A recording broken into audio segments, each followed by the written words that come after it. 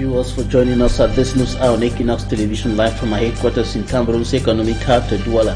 I am Bable Jonathan. In our top stories in this edition of the 6 p.m. primetime newscast on Equinoxe Television. Despite sporadic incursions and attacks by militants of the Nigerian terrorist sect Boko Haram in parts of northern Cameroon and other areas in the Lake Chad Basin, the Lake Chad Basin Commission says that there is a gradual return to normalcy in several parts of the affected areas, and the Lake Chad Basin Commission with other partners including the United Nations Development Programme are fine-tuning strategies to enhance stabilization. A new survey shows that 2/3 of African young people are not optimistic about the direction the country of the continent is taking, and this speaks volumes of the level of problems that young people are facing on the continent, and as a result of this they are determined to move out of the continents or across the continent's borders. We'll bring to you details in this edition of the news. In the United States of America, U.S. President Joe Biden welcomes gun control measures after 2 mass shootings in the country, and he qualifies that as the most significant legislations that would have passed Congress if that finally happens in decades.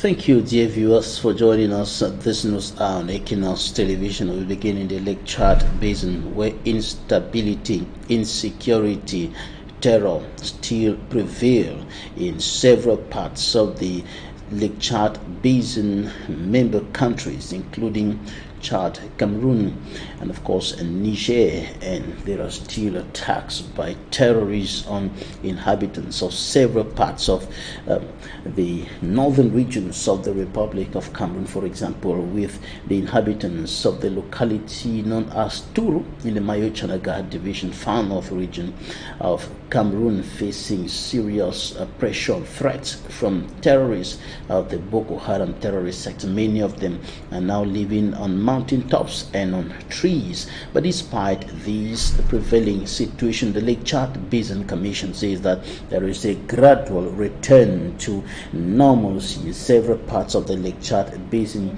with efforts of the Commission and of course other partners like the United Nations Development Programme, with the implementation of the Regional Stabilization Programme in that part of the African continent. And the officials of the Lake Chad Basin Commission were meeting here in Cameroon's economic capital, of course, to fine-tune better strategies to keep moving forward and making more achievements in terms of return to normalcy, peace and stability within the Lake Chad Basin. Now, they can listen to one of the officials of the Lake Chad Basin Commission, notably the Executive Secretary of the Lake Chad Basin Commission, Ambassador Maman Nuhu.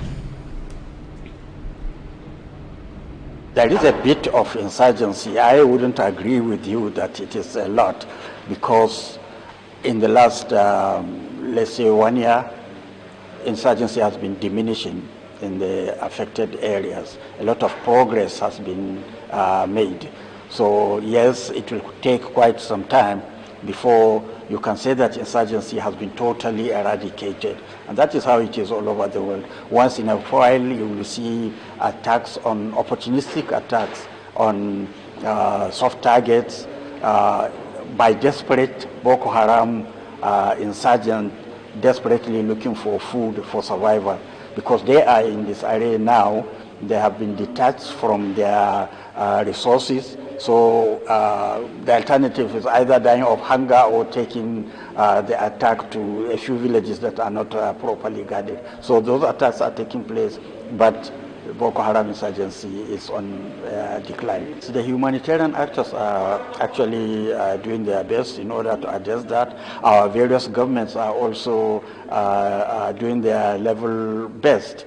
There are challenges in all the countries in the world now, especially with the attacks going on in Ukraine.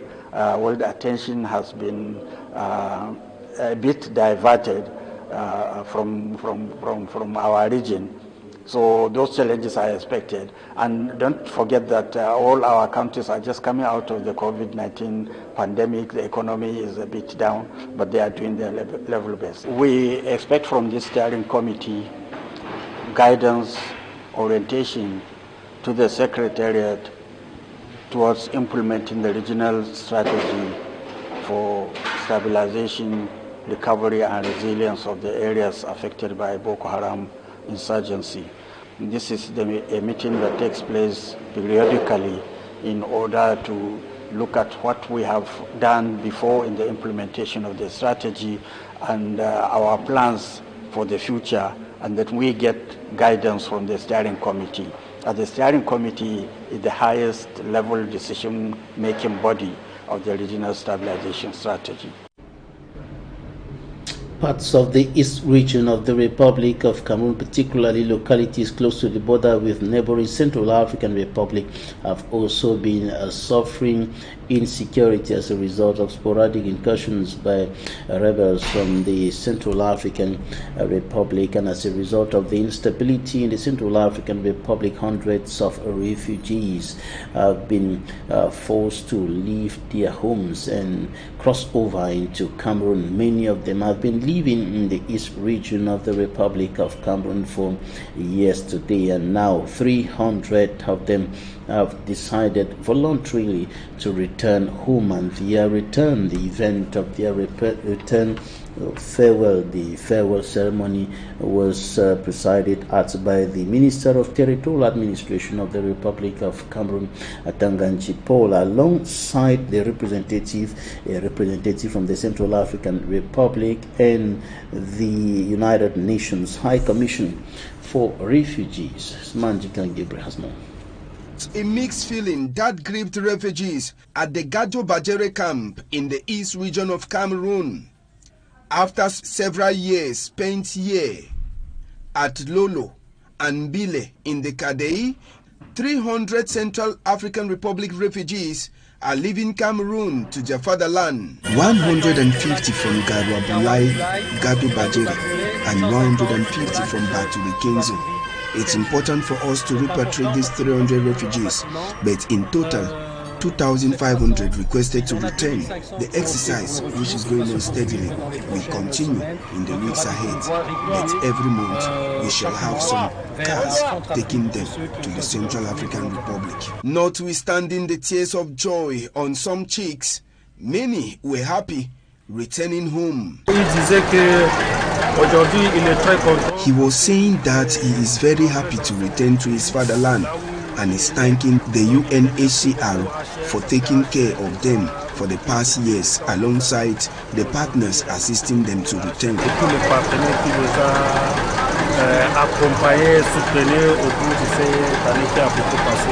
It is the third contingent of refugees who are leaving Cameroon since a tripartite agreement was signed in 2014 between Cameroon, United Nations High Commissioner for Refugees, and the government of Central African Republic. Out of the over 25,000 refugees registered in Cameroon, just 2,500 are leaving. This voluntary repatriation was well secured. Cameroon is a legendary hospitality country. This is the 7th time I'm coming here since the tripartite agreement was signed with the Central African Republic and the UNHCR.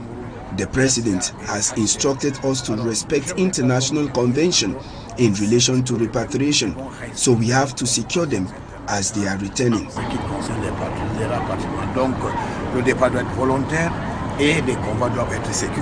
It was in the presence of the head of UNHCR, Central African Republic's Virginie Mbakoy, Minister of Humanitarian Actions and Socials, that the exercise was done.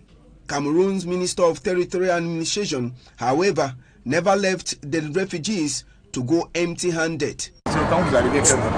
When you arrive somewhere with the basic material needed, it facilitates you to settle down for some time before the government takes over its responsibilities. ces missions régaliennes. The voluntary repatriation of refugees is happening at a time when uneasy calm has returned to the Central African Republic and a drop weakness in the financial resources at the level of the United Nations High Commissioner for Refugees. Inhabitants of Mbanga in the Mongo Division littoral region of the Republic of Cameroon are urging administrative and municipal authorities to enhance social amenities in the municipality. Inadequate supply of potable water, for example, is a major problem adversely affecting life not only in homes but also at business sites. Business is badly affected by some of these problems, and among the population, we have butchers who are asking the municipal authorities to enhance the state of the slaughterhouse constructed for them to do a business there. And they're complaining particularly about the fact that water supply is not water is not supplied in that slaughterhouse. Manjigan Gabriel.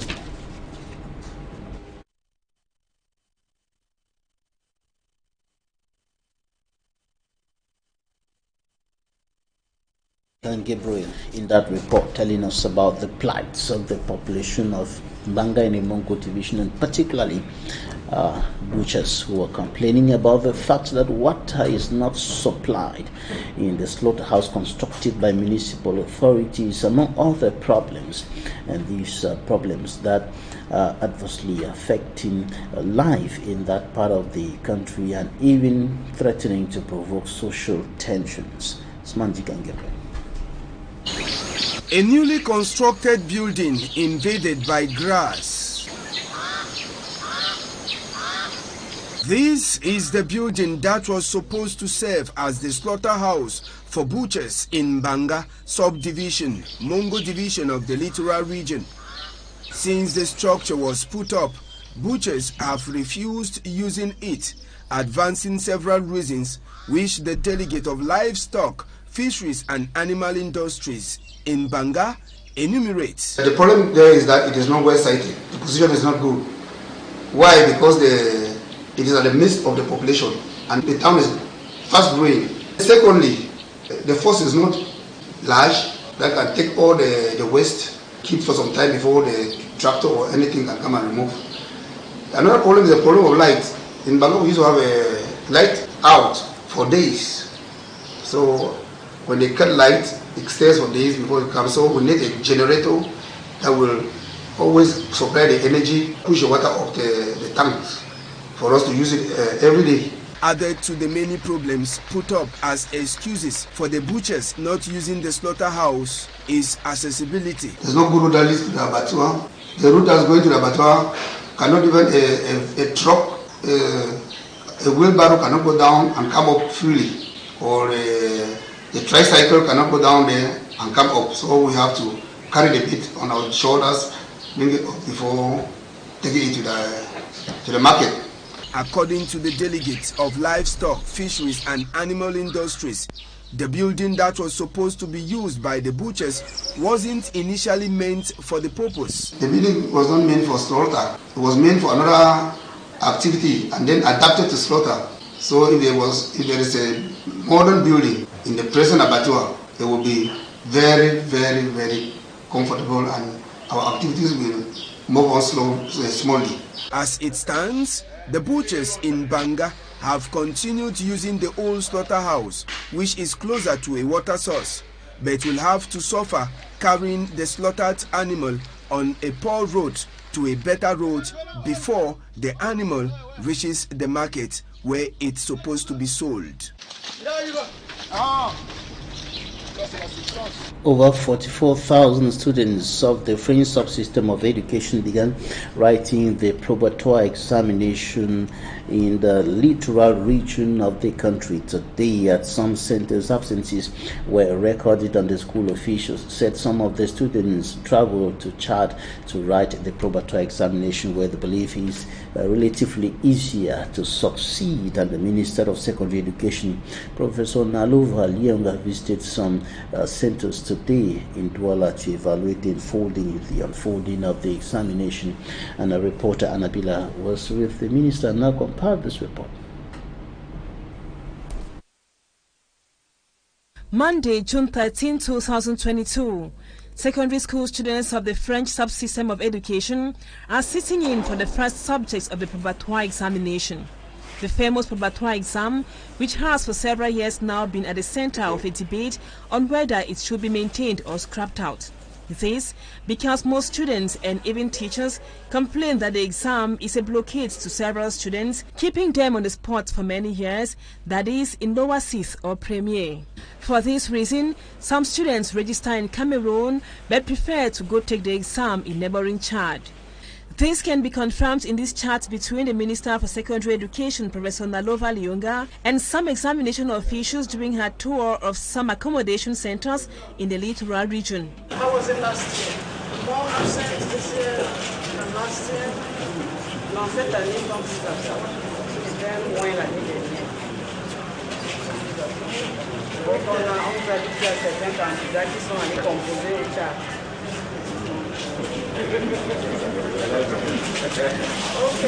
Gondem Pierre is a teacher. According to him, taking up the probatoire will be a plus to the students. To me, I believe that if the ministry in charge of education in Cameroon can look at it and make it like in the Anglophone section where you have only the GC ordinary level and then the advanced level, I think it will be good, because the probatoire examination is blocking so many Francophone students. In a response to this worry, Minister Lionga says the government is still to take a stand on that. I think we're still planning on that. That will come. We shall do it. If it is necessary, we shall do it. We're still discussing on that. We shall do it. During her tour, the Secondary Education Minister was seemingly satisfied. To be very well, it is very well. We're all happy. We're all Cameroonians. We are happy that things are going on well. People should not make stories, please. We are fine. As you can see, this campus, very clean, very everything that we said we were going to find here, we have found here. And it's very nice to know that the GCE board, as well as the baccalaureate, are also working here. We have the liaison officer of the GCE, so they are all here working together. It's nice to know that both Anglophone and Francophone boards are working together. So that Littoral is the next largest center after Center. Center is very large. Comes next is Littoral. And so all is fine. If these two are going well, then we are going well. She used the opportunity to visit the 8-room apartment in Bonaberry, accommodating the Cameroon Baccalaureate Board for the Littoral. Over 44,000 students are sitting in for the probatoire exam in the Littoral in 82 accommodation centers.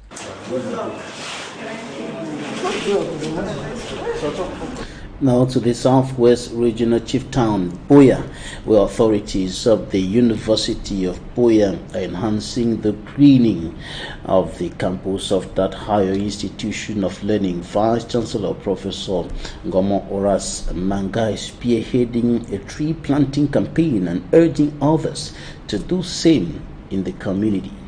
Details with Derry Jato. As Mother Earth cries for help, and at the same time showing signs of leaving man to battle for his survival if nothing is done now, the University of Buea is taking action. By planting trees. The Go Green Vision was launched by Professor Horace Ngomumanga, the Vice Chancellor of the University of Buea. The benefits of trees in our communities are multidimensional, and these cannot be overemphasized. I therefore declare the greening of the University of Buea campus tree planting exercise open. These environmental friendly trees were nursed by the said institution Faculty of Agriculture and Veterinary Medicine. The trees were also planted at the boundaries, which will help to demarcate UB's land with her neighbors.